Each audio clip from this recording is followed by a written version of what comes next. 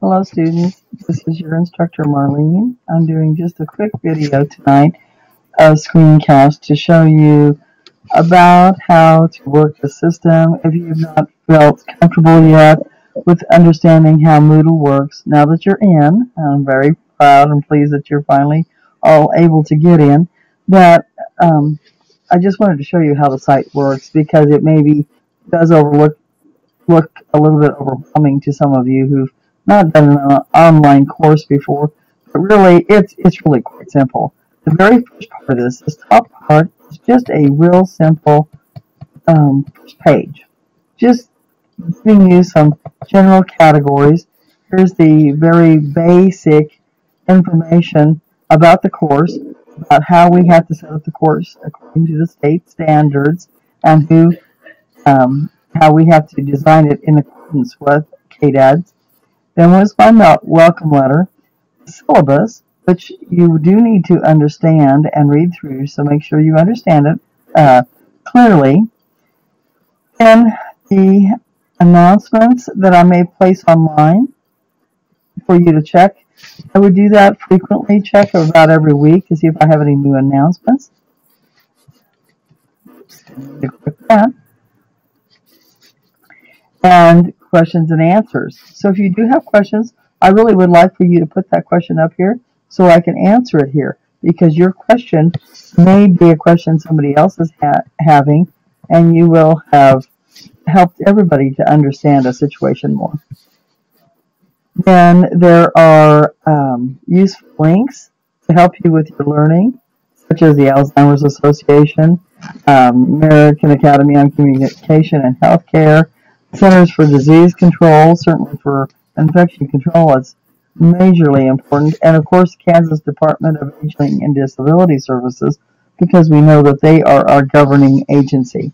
There are also course links, the CNA training reimbursement that I have told you about before in the prior screencast, then also photo slideshow of equipment and supplies that you will use as a CNA to familiarize yourself. Also, this Kansas Culture Change fact sheet is really important to help you to understand what person-centered care is and how the changes are taking effect to change from an old medical model that we used to use in nursing facilities now to a more home-based model, a person-centered model. There's your clinical schedules. And now we start with your education right here, week 1. So many of you have figured this out. But here are your assignments right here. So it tells you what you need to do for this week. Following your assignments, you see in the blue, each little heading is a tab that you just click on to complete that. The practice quiz was just to get you a little bit familiarized with the ease of taking the quiz.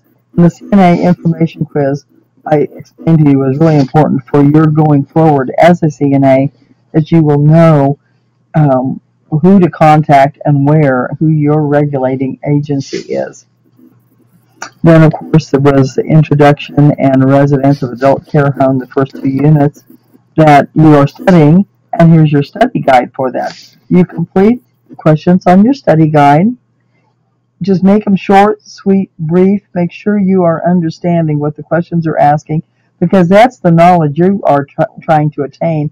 That study guide is there to help guide you for your knowledge. I will grade it. You will get a grade for that. And then based on the information that you learn on that, when you do test, you will be asked critical thinking questions to reflect back to what your learning was on the study guide. And of course, your weekly discussion, and this week it was all about me. Notice that I do not have week 2 available yet. I will put that up online tomorrow. Week 2 will be units 3, 4, and 8. So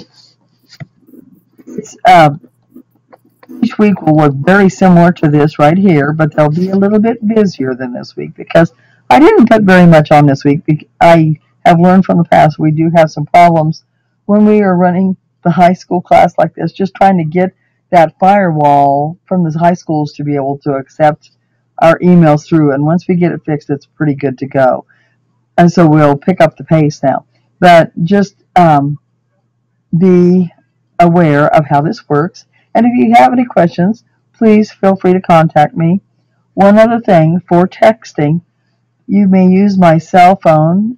It's a personal cell phone, but you may use it for texting, and that is 620-525-1956. I will try to get back with you within 24 hours when you do so. Do remember I am teaching face-to-face classes as well. So, and I also work only Monday through Thursday at the college. So that will be helpful for you to know as well in terms of how to get a hold of me. So anyway, I wish you luck moving forward, and I welcome you all. I think you do a great job.